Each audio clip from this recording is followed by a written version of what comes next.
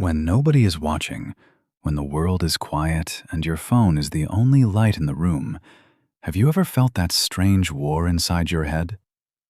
One voice says, edit that video, finish that plan, learn that new skill. Your future depends on this. And another voice whispers, softer but stronger, tomorrow is fine.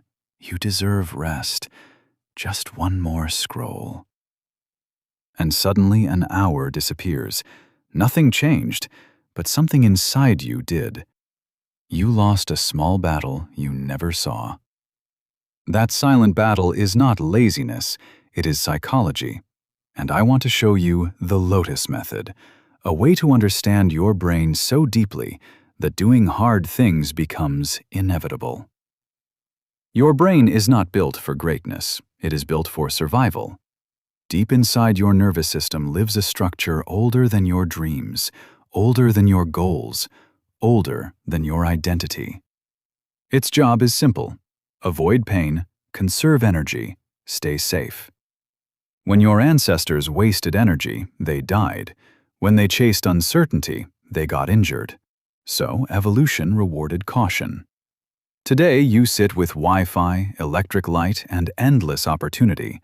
But your brain still thinks you are in danger when you open a difficult book, start a new business, or face a complex problem.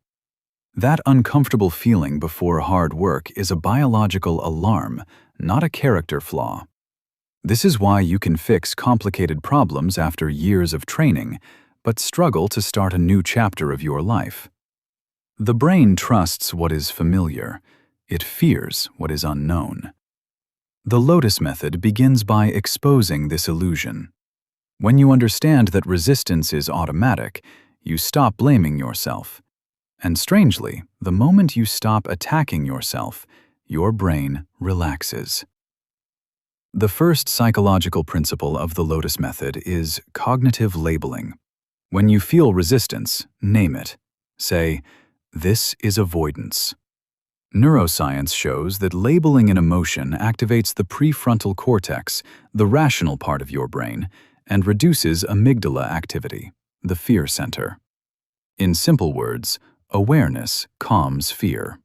That is why people who understand their mind have more discipline. They don't fight blindly, they observe strategically. But awareness alone is not enough, because your brain exaggerates difficulty. It predicts pain before pain exists. Psychologists call this affective forecasting error. You imagine the task will feel terrible, so you avoid it. Yet once you start, it is never as bad as you imagined.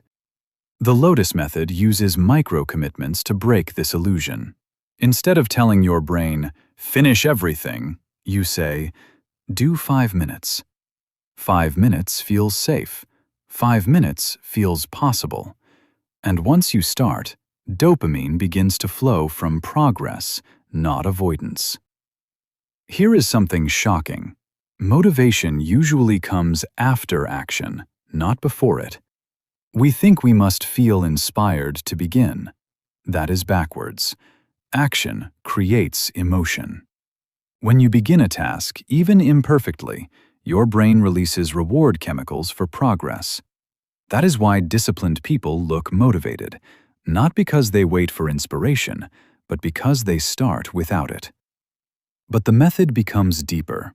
Hard work feels hard not because of the task itself, but because of mental noise, anxiety, comparison, fear of failure, fear of judgment. These thoughts drain cognitive resources. Your brain has limited attention bandwidth. When half of it is worrying about what others think, you have little left for the task. Stillness is the antidote. 5 minutes of quiet breathing lowers cortisol and resets attention. This is not spirituality, it is neurobiology.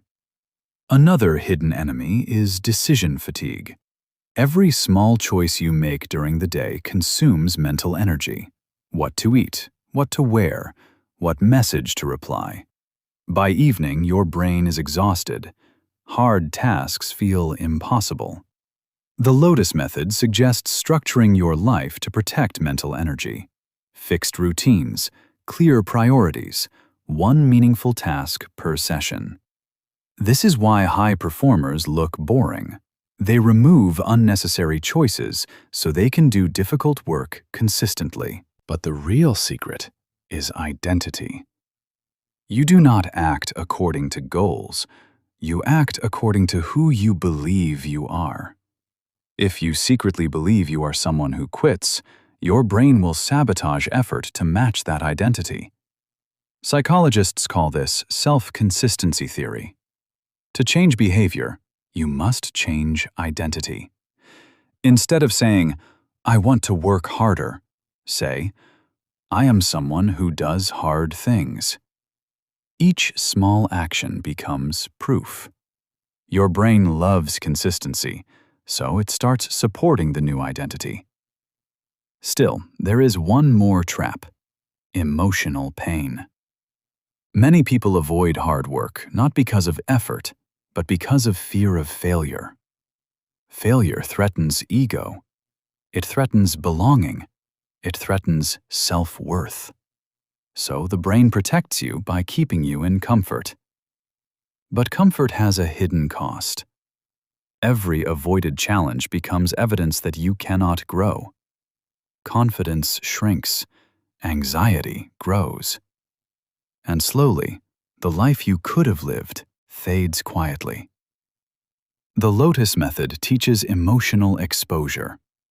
Do small, difficult things daily, not to succeed, but to teach your brain that discomfort is safe.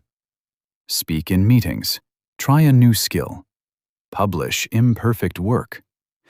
Each exposure rewires fear circuits. Courage is not born. It is trained. There is also a paradox in productivity. People chase motivation videos, productivity apps, perfect schedules. But discipline is emotional regulation. If you cannot sit with boredom, you cannot achieve mastery. If you cannot face frustration, you cannot grow skill. If you cannot tolerate uncertainty, you cannot build a future. Hard things train emotional tolerance, not just ability.